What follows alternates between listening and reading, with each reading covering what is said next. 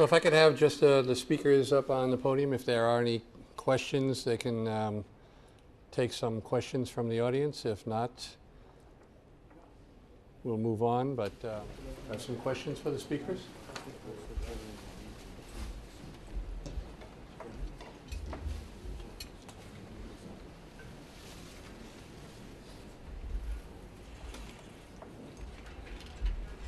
I have a question, since I'm new to this, and this is for maybe some of the other speakers. How long does it take to become proficient at manipulating the three-dimensional space?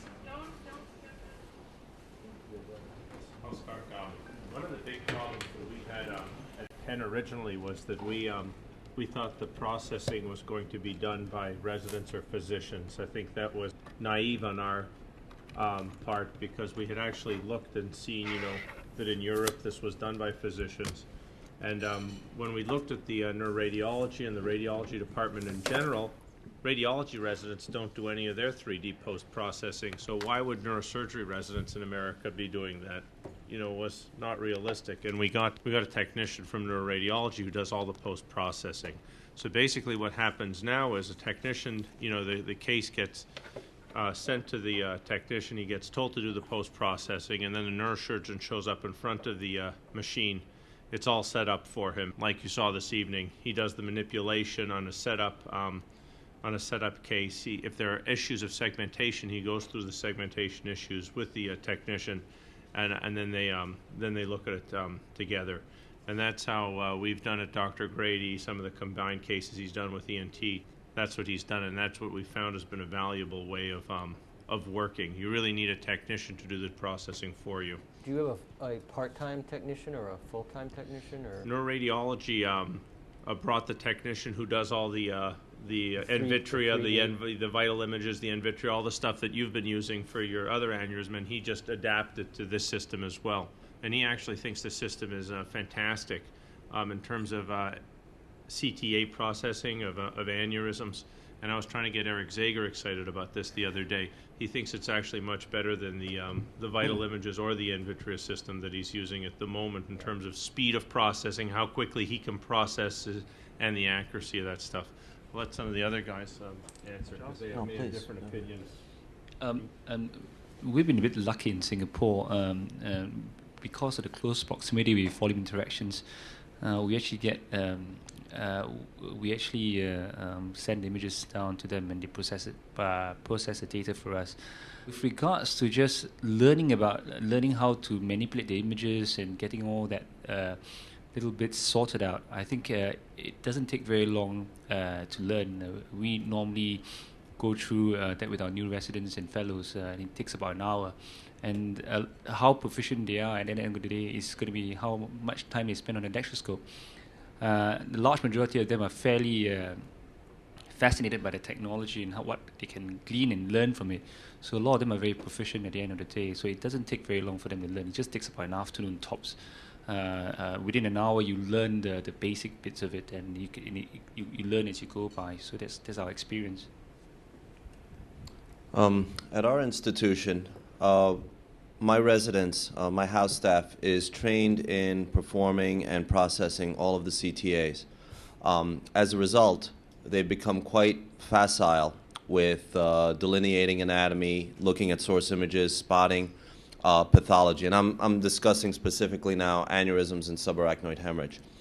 The amount of post-processing that would be required for something like that to determine, let's say, surgery, non-surgery, I don't think needs a lot of ultra-high-level post-processing. And the resident on call at night, amongst the other 50 billion things on his checklist, is still able to generate an image that will give you the 3D volumetrics and will give you the ability to rotate and turn.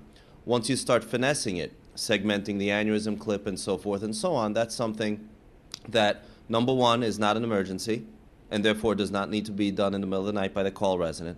And number two, can be done at leisure several days later. So the registration and so forth and so on that you saw is something that is done on a more elective basis. But as far as determining here and now what to do, where to go, the residents are quite facile in doing that.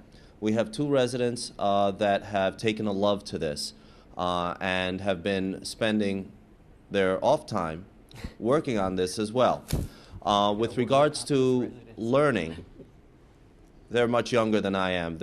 And they grew up in the TV game and computer game era, so they know how to handle joysticks and fighter pilot games a lot better than I can. So they're very swift in it. But actually, you can ask and poll the members of the volume interactions and see how long it took me to pick it up. And it was about an hour to get all the basics done. And then with a little coaching over the shoulder, I was able to start doing some of the segmenting. And then obviously, you know, I think your line about one afternoon to get pretty facile with it, I think is appropriate.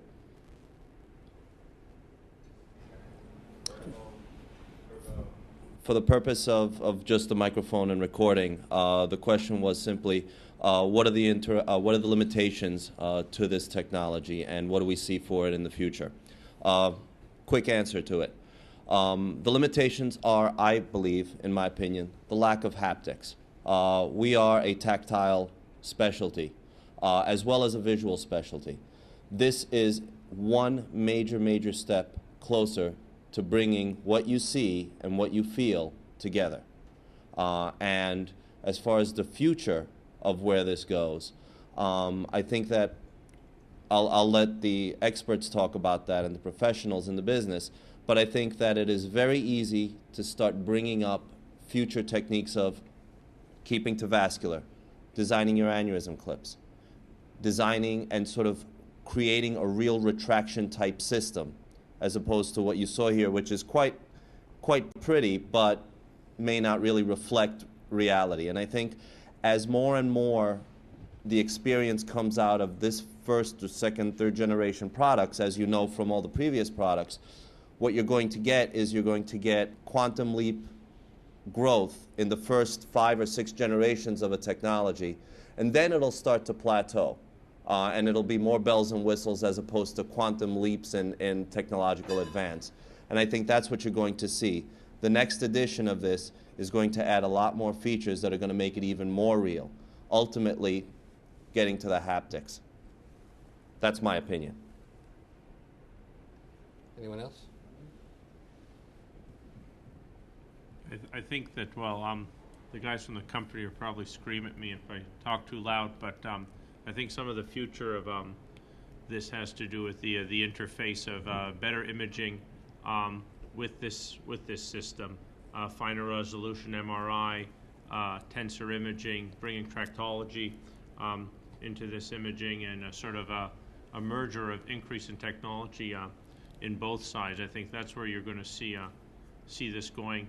And then the next step, of course, is, you know, bringing this from sitting in a radiology suite to actually sitting in an operating room. So you could do your vascular case, and then, you know, you approach the aneurysm and you say, well, why don't we try the clip in simulation and see what that would look like?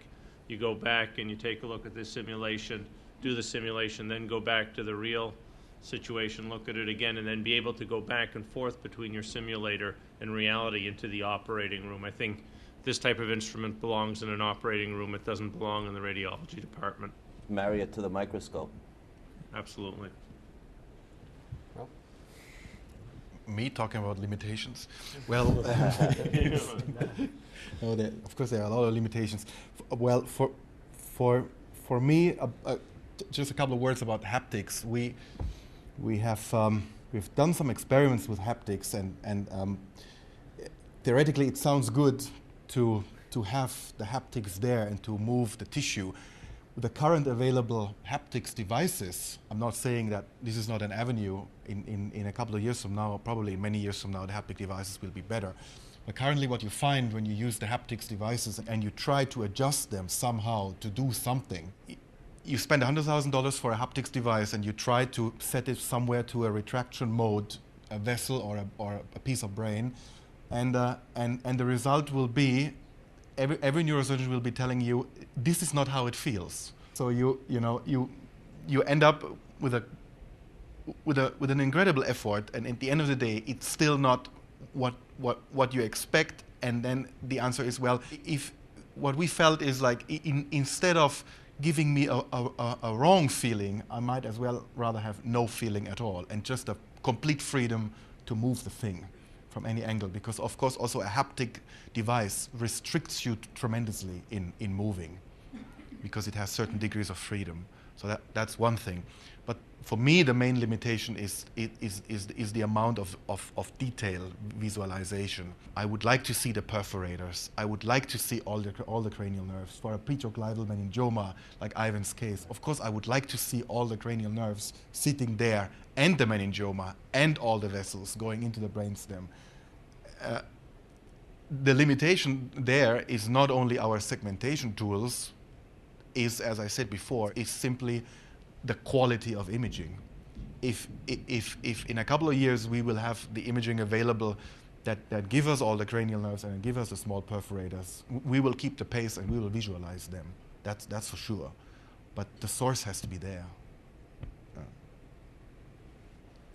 Thank you. Any other further questions? If not, I'd like to thank our panel of speakers and presenters. They've done a great job this evening. I have to realize this is a real-time presentation, so what you saw was like live TV. And they did a great job. So thank you once again. I appreciate the effort.